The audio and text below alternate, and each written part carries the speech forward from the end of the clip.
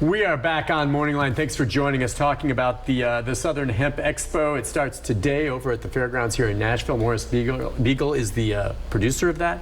Been involved with it for a while. You live in Colorado. Correct. And you were on the hemp side of things, so this is not about marijuana necessarily.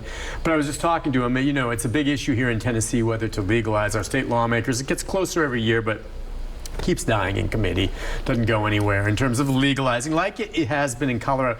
What are just your observations? Again, I know you're not in the marijuana side of this business, but hemp, and I'm sure it's in the market there. But what do you think?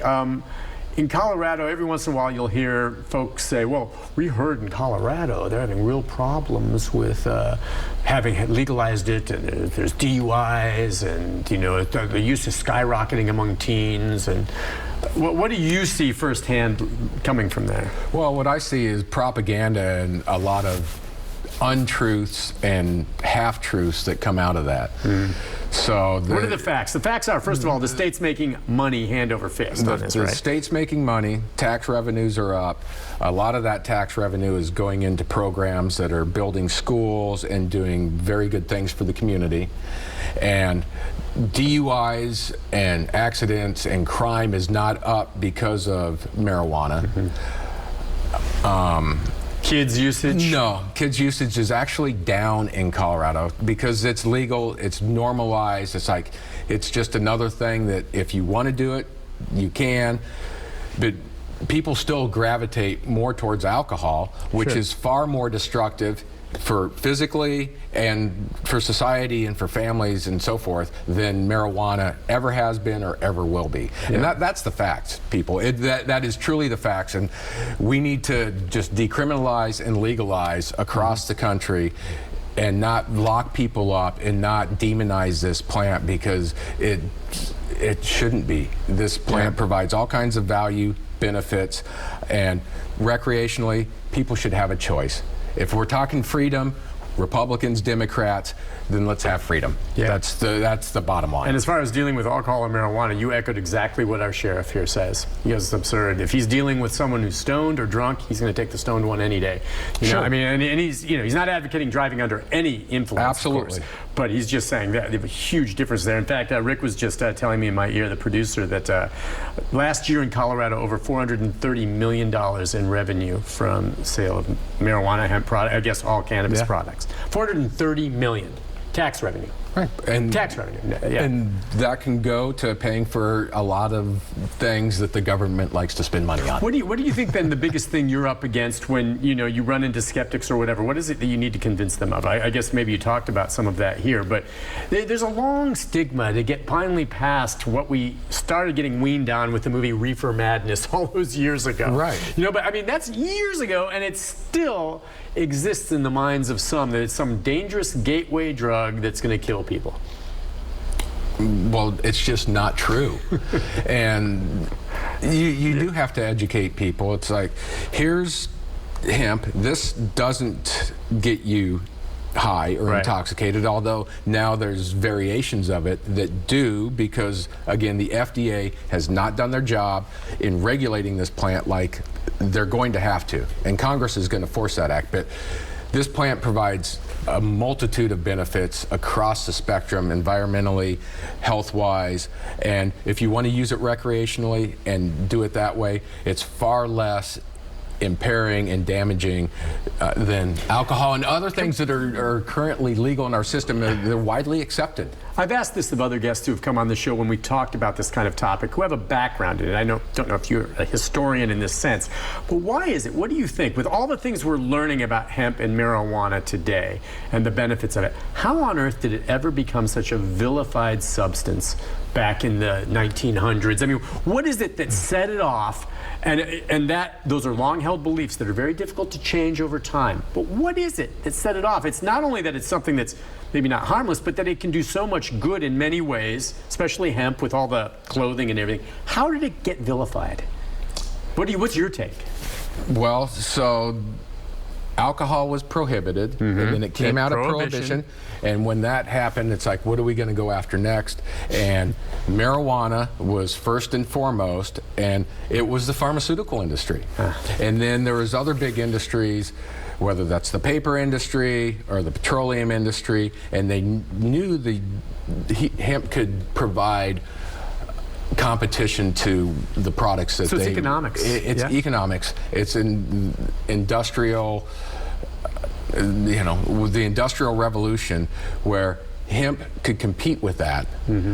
But I'm going to throw the vast majority of the villainization on the pharmaceutical industry, because we were using cannabis extracts in the 1800s and the early 1900s. That's what was being used for almost everything. Not only cannabis extracts, other botanical extracts, but when synthetic lab-based medicines came about, the Rockefellers, pharmaceutical industry, they're the ones who vilified it. They created the propaganda, and in 1937, the Marijuana Tax Act, they funded and drove that thing home. Because that was competition.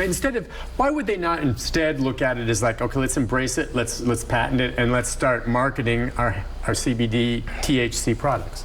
And then you could ask that same question today. You talk about Pfizer already moving in that direction, but is it because it's not something they can create and own completely themselves? Right, because anybody could grow it themselves. Yeah. And so it's a control factor.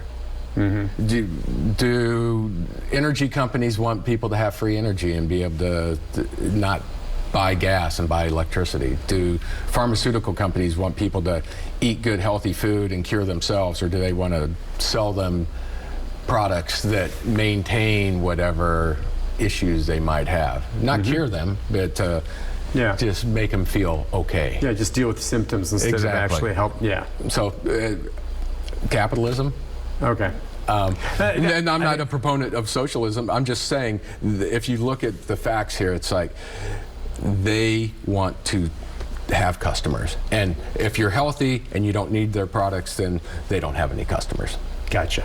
Talking about customers, again, at the festival, you're going to be able to walk through there at the expo and see a lot of products. And what is your take over the last 4 years, the price point on certain items? I recall buying some of the tinctures, the little bottles of CBD, which is 0.03 or something like that. Yeah, 0.3. They're completely legal. You don't get high.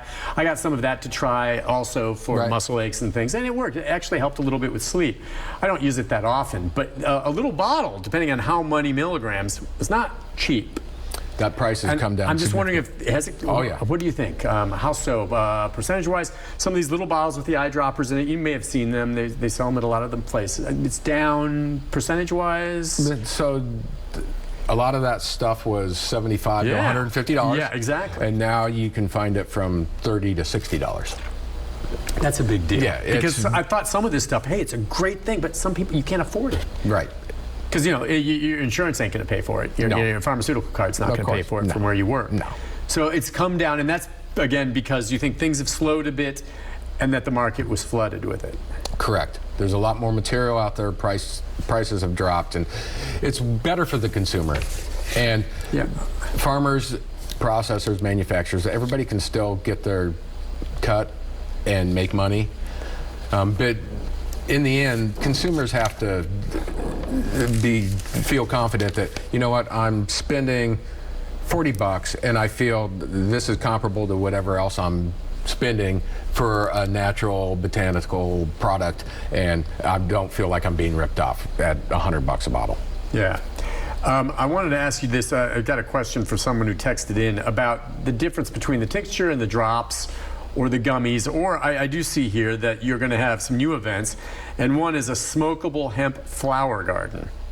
All right, and so I think that person's question is, what is better? Should I do tincture, or I guess I'd like to avoid smoking whenever I can. I just don't want to put smoke in my lungs, I guess. But some people say that smokable hemp flower can be more effective sometimes than the tincture. Do you? And we're actually not going to have that flower garden now. That was part of it. Oh, okay. But we... Well, they're going to be... There'll be flowers sold there. There will be smokable flowers. So you've got cigarettes or pre-rolls and that sort of thing. And a lot of people that are getting off nicotine prefer to smoke this. Okay. And there are benefits of smoking it. But again, like you said, smoking anything whether it's a vape or whether it's flower, that comes with a downside too. Sure. But it immediately goes into the system and it immediately As opposed accesses. to eating, you know, Right, you where hear you have about to metabolize that. Right. And Is it a little quicker if you do it under your tongue with the drops? well, supposedly. Supposedly. Okay. All right. Yeah. But all right. So I remember that was something more new. I remember looking at it 4 years ago, and I saw, hey, there's actually some of the flower, and it basically looks like marijuana, of course. Right. It just looks like it, but it's hemp, so it's not. It smells like marijuana. It does. It looks like marijuana, but it's not going to get you stoned. It doesn't have the THC level in it. All right. And so I don't know. I guess that's a personal preference for an individual, right? Pretty much. There's a lot of different ways to ingest it, whether you're taking a tincture, whether you're taking capsules, whether you're taking gummies, whether you're smoking it through a vape or smoking flower, or doing dabs where it's a highly concentrated thing. That's another thing where you put it on a dab rig and you hit it with a torch and it's like 90% pure CBD, and it gets straight into the system that way. Gotcha. We'll take a break on that, and when we come back, I want to get more into the foods. Okay. All right. We'll be right back with more. Stay with us.